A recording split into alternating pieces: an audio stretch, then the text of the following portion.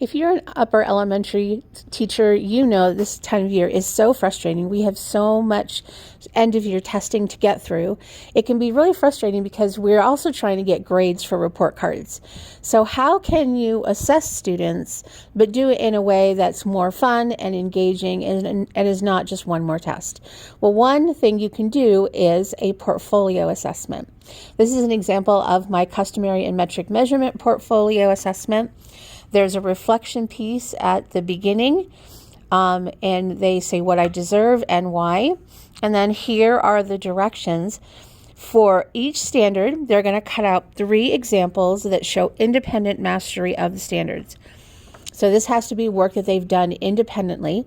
Now, luckily enough, in my math program, we have a workbook, so it automatically saves all those work samples. It can be problems that they already have done as part of a lesson, or they can do them today as long as it's completed and corrected. And one of the examples that shows their mastery has to be a word problem. So this is the cover sheet, and this is the sheet where they're actually going to be cutting and pasting. And so notice how it has each standard. This one's make a line plot. This one's solve problems with those fractions in the line plot. This one's knowing pounds and ounces, feet and inches. And then we have our metric standards: kilometers, meters, centimeters, liters, milliliters, kilograms, and grams.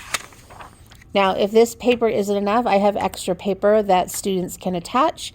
If they need more room, they do have to write just the number of the standard, so that I know which one they are doing. And so how I introduce this is I go over what a portfolio is and how portfolios are actually used. They're used a lot in the arts.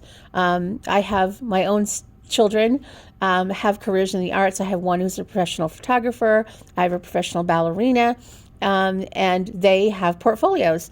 And that's how they are assessed, if you will, for a job or to get into a company.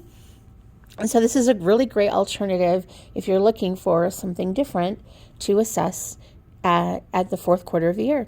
Hope this is helpful. To DFN, ta-ta for now.